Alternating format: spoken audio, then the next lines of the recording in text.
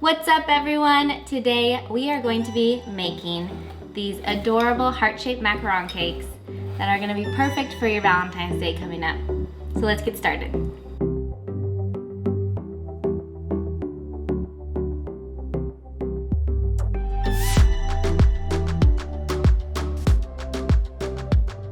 Okay, so let's get started on how we're gonna make this macaron cake. First, we're going to make the macaron batter and pipe it into heart shapes. Then we're gonna be making a devil's food cake, and we will use a cookie cutter to cut that to fit right onto our heart-shaped macarons. And then we'll use a strawberry buttercream to glue it all together. Before you start on your macaron batter, we're just going to take our heart-shaped cookie cutter and make sure we have a template. So once we are ready to pipe, everything is ready for us beforehand. So this is a 4-inch heart-shaped cookie cutter, and you're just gonna take a Sharpie and trace along the edges and leave enough space on your parchment to allow for your batter to spread a little bit, and so your hearts won't touch if it does spread a bit. Once you've made that template, you can pop it underneath whatever your baking surface is that you prefer. Put your template underneath and just have it ready for you, and then we will start our macaron batter. First, we're going to whip our meringue up to stiff peaks. If you're new to macaron making and you haven't checked it out already, you can go to my video Macaron 101, and it goes through the entire process of how to make macarons if you need more fine details. If you do check out the Macaron 101 video, just know that since then I have switched to Blue Diamond almond flour. I felt the Kirkland brand of almond flour shown in that video started to get extremely unpredictable and inconsistent with the quality after. So I didn't want to put any more macaron batches in the trash and switch to Blue Diamond, and I've had way better luck since then. Moving on back to our macarons. For this, I'm just gonna whip through the process. So we're gonna whip our meringue to stiff peaks. I added my pink coloring early because I use a powder color, so I want it to get nice and incorporated. This color will aerate a little bit when you put it into your egg whites as it keeps whipping, and it will lighten. So just know if you want it a little bit darker, put in more coloring, or at the end you could put more in as you macaronage. So once you get to that stiff peak, you're going to fold in your dries. As previously shown on a live I've done on YouTube, you can switch that whisk attachment to a paddle and just mix in your dry straight into your KitchenAid at this point. If you're feeling a little bit adventurous, don't over mix at this point, just do a little bit and incorporate your dries, and this just helps alleviate a little bit of that muscle that you need to put in when you're macaronaging fully. So it takes a little bit of stress off of your arm. Once you're done macaronaging to the perfect consistency, which looks just like this, it's flowing off of my spatula very slowly but continuously, and it's not breaking. And then we're ready to put that into your piping bag.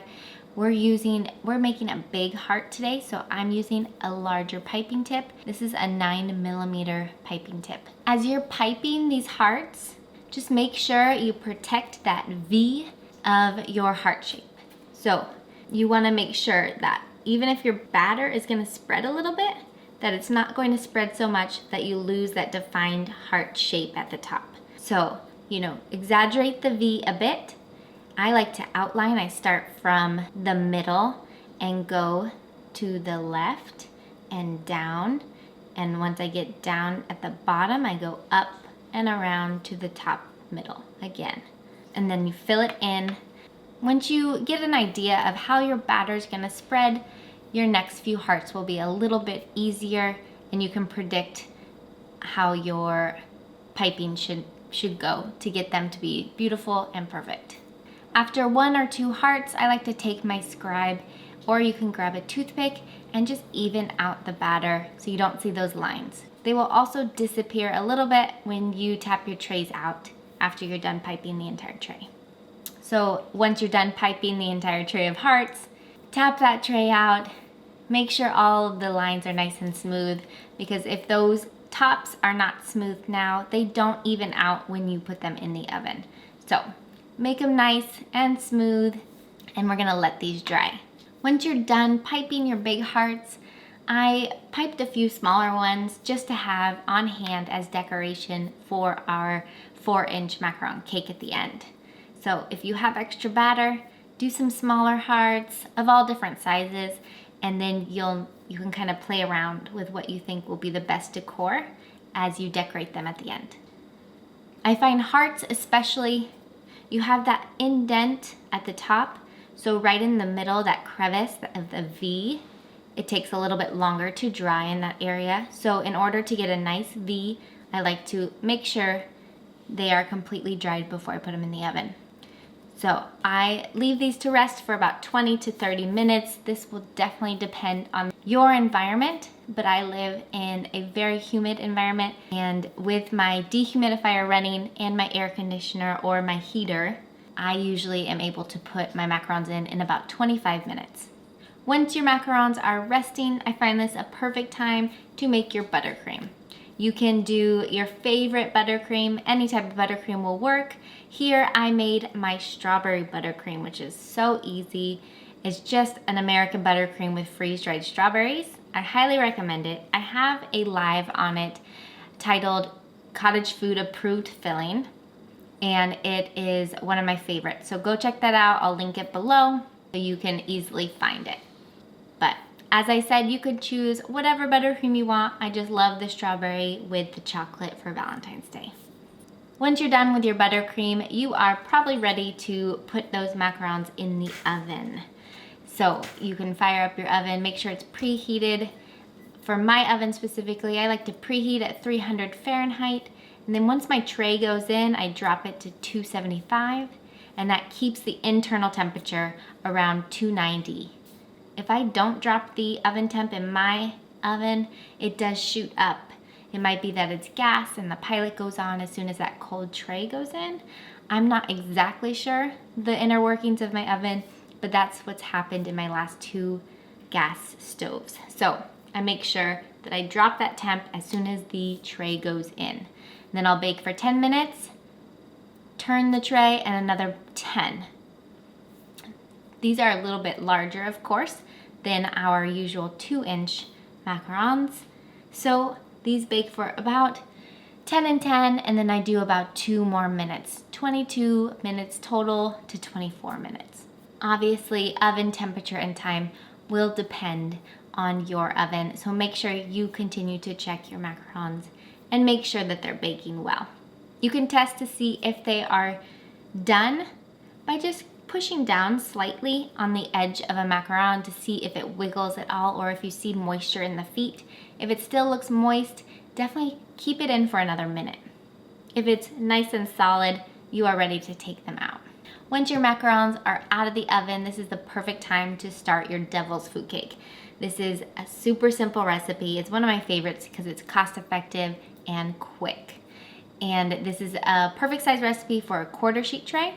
If you don't have a little 1/4 sheet tray, you can easily put this into a 6-inch round cake pan. Prepare your pan, whatever you're using. Here's my 1/4 sheet pan. I'm putting parchment into it on the bottom. This is a very wet cake, so make sure that that parchment is nice and glued down. I like to use a little bit of water underneath my parchment to make sure it sticks down. Once you have your pan prepared and your oven temperature can be raised up to 325, you're going to prepare 2 separate bowls. One bowl with dries, which you're gonna have 117 grams of all-purpose flour, 213 grams of sugar, 43 grams of cocoa powder, 1 teaspoon of baking soda, and 1 teaspoon of salt. Whisk that all together to combine and set that aside. In a small Pyrex, you can put in 1 egg, 114 grams of milk, and 57 grams of vegetable oil. We are going to first mix in the Pyrex dish of our liquids into our dries. Mix that together, brew yourself a cup of coffee, or boil 120 grams of water and add a tablespoon of instant espresso or something with the coffee flavor. I just brew something from my Keurig, and with that really hot liquid, pour in that 120 grams of coffee. Once that's all combined, it's going to look so liquidy, but it will work out, I promise. Pour that into your prepared pan and bake it at the 325 for about 25 minutes until a toothpick comes out clean. Once your cake is out of the oven and smelling wonderful, it's best to let this cool and chill before you're going to cut into it. So I recommend doing this all in one day, and then the next day you'll finish decorating your macaron cake. I just store my macarons, my heart macarons, in a airtight container, put them in the freezer for overnight, and my cake in the fridge with plastic wrap around it, and my buttercream goes in the fridge as well. Once you're ready to build and put everything together, take that cake out, get your cookie cutter that we traced on our parchment to make our macarons. These are gonna fit perfectly now on top of our macarons. We're gonna stack these up in layers of 3 macaron hearts and 2 cake layers, and then in between we'll glue them with our strawberry buttercream. So we're going to take our cookie cutter and just cut into our sheet cake, at least 2 hearts to make 1 macaron cake, 1 4-inch macaron cake. Take 3 heart macarons and start with 1. I like to put a little bit of frosting down under it on my cake board just to make sure it's not going to slide around so much when I'm building.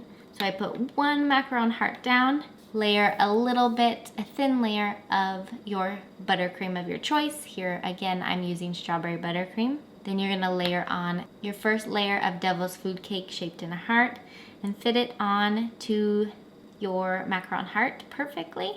And then you're gonna add a little bit more buttercream and then another layer of macarons. And just repeat that one more time with some strawberry buttercream, the layer of devil's food cake, another layer of strawberry buttercream, and your macaron shell to top.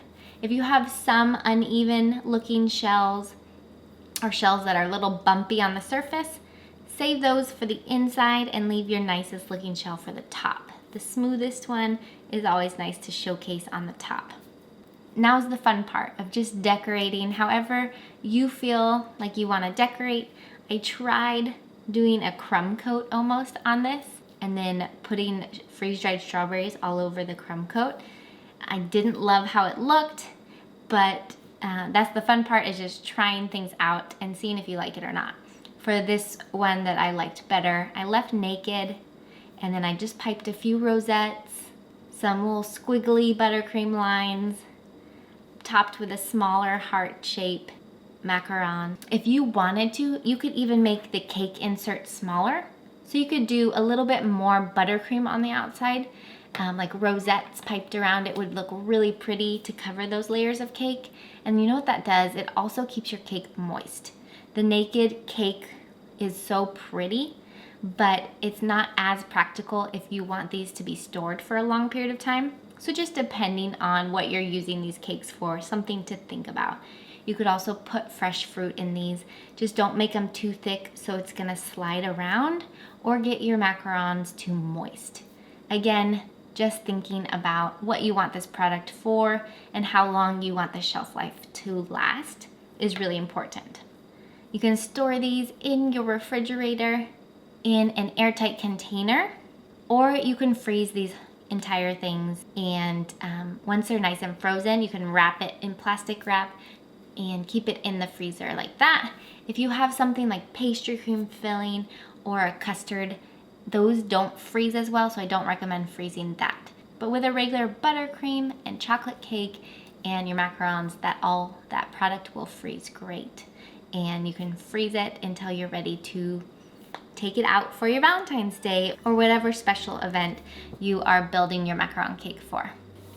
And after you're done decorating, you're left with this adorable heart-shaped macaron cake. Let's cut into it and see what it looks like on the inside.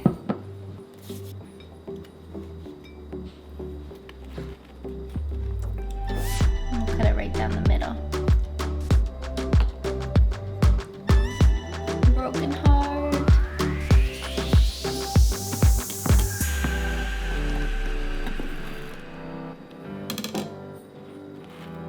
Oh, there goes the flowers. Got those beautiful layers of macaron, strawberry buttercream, and devil's food cake. This is delicious, you guys. And there you have it. The macaron cake in all its glory is complete. Thanks so much, guys, for tuning in. If you liked this video, please hit that like button and subscribe to my channel. You can ring the bell to receive notifications when I put new content up and when I go do my bi-weekly lives when we bake along together, usually making macarons of some sort and doing some experiment. You can also subscribe to my newsletter. I'll put the link below in the description of the video. And this just has more free content. Weekly, I put out a letter on Sundays that just gives a heads up on what's happening at Bake du Jour. I hold some virtual classes via Zoom that you can learn about. I have a tart one coming up on the 5th and 6th of February. If you're interested, I'll put the link below as well in the description. But the newsletters also entail just talking about what we did in the previous live or some other tips on character macarons or whatever we may be talking about that week. So if you're interested in more pastry talk, you can subscribe to that newsletter. Thanks so much for watching, you guys. I hope you have a wonderful week. Much love. Peace.